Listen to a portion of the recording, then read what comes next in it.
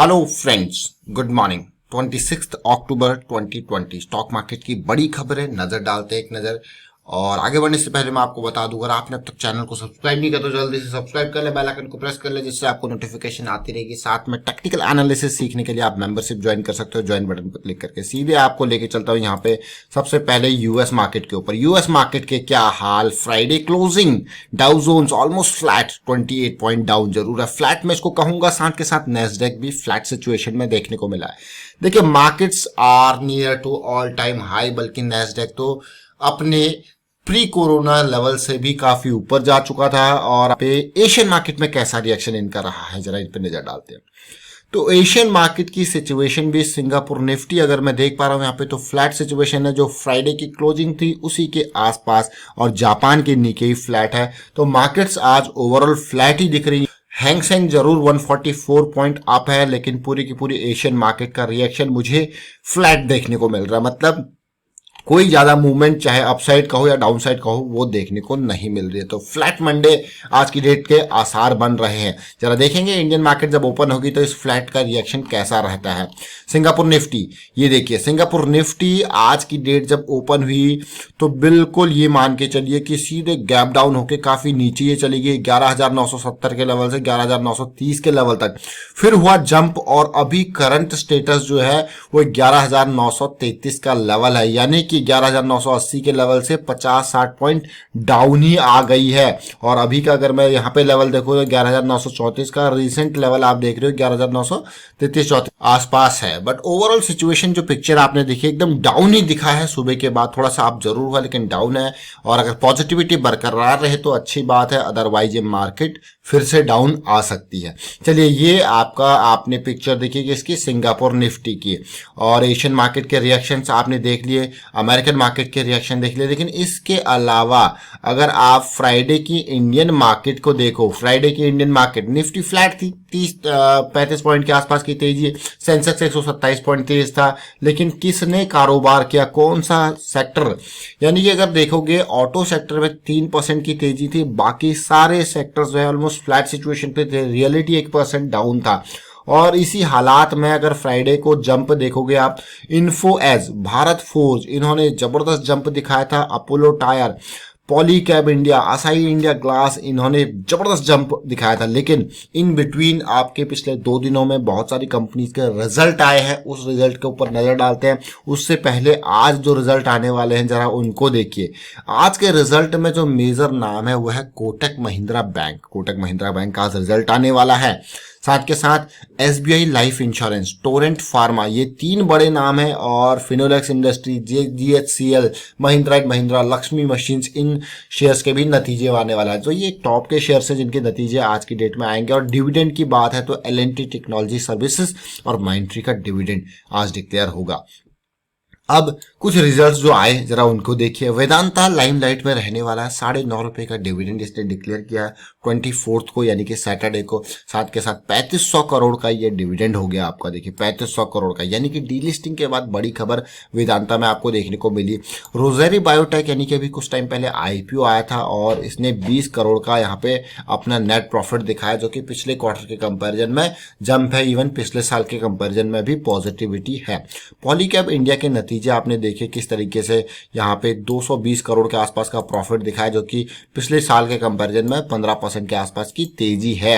LIC ने IRB infrastructure में 5.27% यहाँ पे रेज कर लिया है। और उसके अलावा नेस्ले इंडिया का रिजल्ट आपने देखा, 135 पॉइंट, 135 पॉइंट यहाँ पे मैं कहूंगा डिविडेंड, 130 रुपीज का डिविडेंड यहाँ पे डिक्लेयर किया है, रिजल्ट आया है। और इसका असर आज देखने को मिल सकता है आपको। ये सारे फ्राइडे शाम को, कुछ सैटरडे के नतीजे आपके पास है। सुप्रीम पेट्रोकेमिकल का रिजल्ट जो है 86 करोड़ का इसने प्रॉफिट दिखाया, पहले इसका लॉस था। नेस्ले इंडिया का 587 करोड़ का प्रॉफिट है, जो कि पिछले साल के कंपेरिजन में यहाँ पे आपको थोड़ा सा पॉजिटिविटी ही देखने को मिल रही है।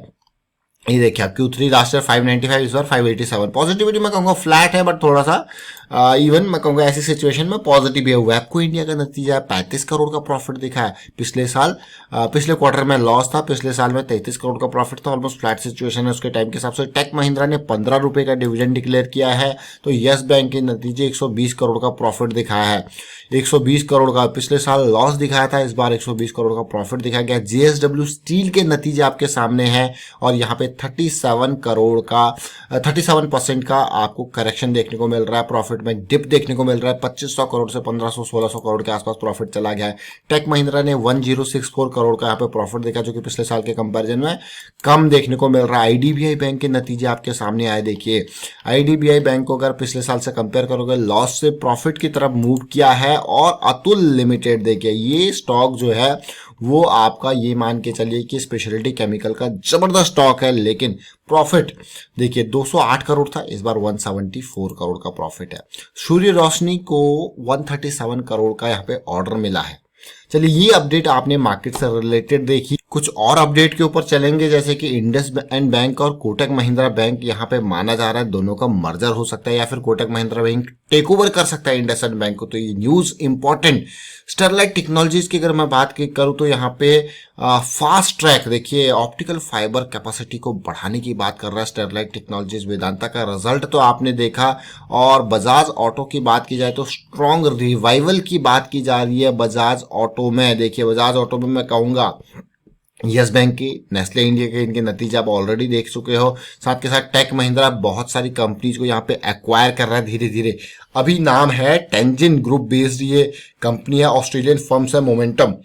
इसको बात की जा रही है कि 293 करोड़ में एक्वायर कर सकता है और NTPC का शेयर में बाईबैक आ सकता है। ये भी देखिए शेयर में बाईबैक NTPC का। तो ये अपडेट थी। अब मैं आपको निफ्टी बैंक निफ्टी के व्यू के ऊपर लेके चलूंगा, थोड़ा समझने की कोशिश कर रहे हैं क्या कुछ यहाँ पे चल रहा है। निफ्टी जंप जरूर आया है, पहुंच चुका है अपने ऑल टाइम हाई के नियर, यानी कि अब लग रहा होगा कि भैया यहां से करेक्शन जरूर मिलेगा। तो प्रॉफिट बुकिंग आपको यहां पे देखने को मिलेगी और इस लेवल को, ये इंपॉर्टेंट लेवल है और आपको मैं हमेशा कहता हूं इस लेवल को पार करेगा तो ब्रेकआउट की सिचुएशन देखने को मिल सकती है। लेकिन एक बात याद रखें, जब इस लेवल के पास जाएगा तो RSI आपके पास 60 के अराउंड जाएगा। 60 के अराउंड RSI जाना मतलब हमको मिल सकता है यहाँ पे रेजिस्टेंस, और रेजिस्टेंस अगर यहाँ पे मिला तो फिर ये थोड़ा सा करेक्शन हम एक्सपेक्ट कर सकते हैं। तो 60 का RSI लगता है कि हाँ 12,500 के आसपास तक जाते जाते ये भी टच हो जाएगा। तो इंपॉर्टेंट रहेगा अगला लेवल। अभी लोग थोड़ा सा सावधान है फ्रेश बाइंग में, जिन्होंने बाइंग कर रखी है वो प्रॉफिट बुक कर रहे हैं या फिर पोजिशन साइज में थोड़ा बहुत अप डाउन यहाँ पे कर रहे हैं, लेकिन फ्रेश बाइंग से अवॉइड कर रहे हैं अपने आप को और उन स्टॉक्स की तरफ ज्यादा फोकस कर रहे हैं जो वैल्यू स्टॉक है, जो क्वालिटी स्टॉक्स हैं। अब निफ्टी को जरा ध्यान से देखिए, ये वीकली चार्ट है निफ्टी का चार्ट वीकली करेक्शन तेजी और यहाँ पे जो करेक्शन आई उसका रेजोल्यूशन, और अभी के टाइम पे ऐसा लग रहा है कि हाँ जो ये लास्ट वीक का हाई था ये देखिए इसको पार करने के लिए कंसोलिडेशन चल रहा है। इंपॉर्टेंट बात ये कि हाँ ये पार होगा तो हम यहाँ पे ब्रेकआउट एक्सपेक्ट कर सकते हैं, लेकिन उसका लेवल भी ज्यादा ऊपर नहीं है, वो भी 12,500 के लेवल के आसपास दिख रहा है। हाँ लेकिन ये लाइन अगर पार हो जाती है तो हमारे लिए बहुत ही पॉजिटिविटी। लेकिन निफ्टी को अगली रैली के लिए याद रखें, निफ्टी का 12,500 के ऊपर की अगर एक्सपेक्टेशन आप रख रहे हो तो मुझे लगता है कि बैंक निफ्टी का बहुत बड़ा रोल रहने वाला है। वहां पे पॉजिटिविटी, वहां पे तेजी आएगी तो ये निफ्टी को इस लेवल से ऊपर ले जाएगा। तो अगला सेक्टर जो है वो बैंक निफ्टी है, जो निफ्टी को ऊपर ले जाने में कामयाब रह सकता है, अदरवाइज वही निफ्टी को डाउन साइड भी ला सकता है। बुलिश क्रॉस करेक्शन का रेजोल्यूशन रैली आप ऑलरेडी एक बढ़िया रैली यहाँ पे देख चुके हो 10,800 के लेवल से 11,800 12,000 की रेंज तक ये रैली जा चुकी है। तो फिलहाल जो करेक्शन चल रहा है पिछले 2 वीक से ये रिजॉल्व होना जरूरी है। हम चलते हैं डेली टाइम फ्रेम में क्या कुछ हमें दिख रहा है। डेली टाइम फ्रेम पे अगर आप देखोगे तो आपको ये कैंडल जो है बहुत ही डरावनी लगेगी, जो कि 15 अक्टूबर की कैंडल थी, इसको आप इग्नोर नहीं कर सकते। सिमिलर सिचुएशन की कैंडल आपको मिली थी अगस्त 31 की। इससे ये कैंडल्स देखिए, ये कैंडल अपने आप में बहुत ही खतरनाक कैंडल्स होती है। इसके बाद तेजी जरूर आई है, लेकिन मैं ये कहूंगा कि हाँ अभी जो लेवल बन रहा है वो काफी इंपॉर्टेंट लेवल बन रहा है। तेजी जरूर दिख रही है लेकिन मोशन इसका डाउन साइड दिख रहा है। आपको कि कैसे मोशन की बात कर रहे हो आप, ये देखिए ये बड़ी कैंडल का हाई, उसके बाद की जंप की कैंडल का हाई RSI पे भी आपको देखने को मिल जाता है, यानी कि करेक्शन अभी इन प्रोग्रेस रह सकती है। क्योंकि जब इन 2 हाई पॉइंट्स को आप देखोगे ना, ये दो हाई पॉइंट्स हैं, एक 15 अक्टूबर का, एक अभी रिसेंट हाई पॉइंट जो बना है। इन दोनों के आरएसआई पे भी वीकनेस दिख रही है। तो ये आरएसआई में जो करेक्शन आया है इसका रिजोल्यूशन भी इंपॉर्टेंट है हमारी यहाँ पे ब्रेकआउट के लिए। ये तो आपने देखा निफ्टी बैंक निफ्टी के व्यू को। तो मैं अभी यही कहूंगा आपसे कि इन एरियाज में अगर आप यहाँ पे देख रहे हो तो फ्रेश अपॉर्चुनिटीज जो आपको कहीं पे भी दिखे तो कम से कम पोजीशन साइजिंग बनाएं, ताकि अभी के जो रिस्क है वो आप बच पाओ। अब आपके लिए निफ्टी बैंक की तरफ चलते। देखिए निफ्टी बैंक मंथली चार्ट अक्टूबर महीना काफी पॉजिटिव, बड़ी कैंडल, वो भी ब्लू वाली ग्रीन वाली यानी कि बुलिश कैंडल। अब जिस चीज का डर था यानी कि यहाँ पे बियरिश क्रॉस बनने का डर था, वो डर खत्म होता हुआ नजर आ रहा है, क्योंकि प्राइस अगर ऊपर ही रहेगा तो बियरिश क्रॉस बनने से रहा। अब मंथली के अलावा मैं आपको वीकली पे लेके चलता हूँ कैसी सिचुएशन यहाँ पे अभी है। सिचुएशन कुछ इस तरीके से है, जैसा मैं आपको बार बार कह रहा हूँ कि आगे आने वाले टाइम का दारोमदार जो रहने वाला है वो बैंक के ऊपर रहने वाला है।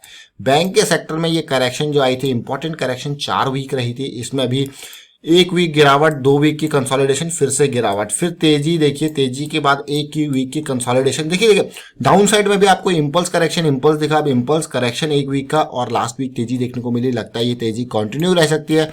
200 वीक्स का जो है ऊपर सिंपल मूविंग एवरेज की लाइन है जो इसको झटका दे सकता है। लेकिन एक बात याद रखें, यहाँ पे अगर प्राइस ऊपर ही रहता है कुछ टाइम तो बुलिश क्रॉस की फॉर्मेशन होगी, और अगर बुलिश क्रॉस की फॉर्मेशन होगी तो हमें अगली करेक्शन बहुत ही अच्छी अपॉर्चुनिटी देगी। साथ के साथ अभी तो काफी सिचुएशन इस तरीके से है कि कंसोलिडेट जरूर कर रहा है, और ऐसा लग रहा है कि बैंक निफ्टी इस बार क्या इस पड़ाव को, क्या इस लेवल को 25,000 के रेंज को पार कर पाएगा, क्योंकि लास्ट टाइम पे यहीं से झटका लगा था।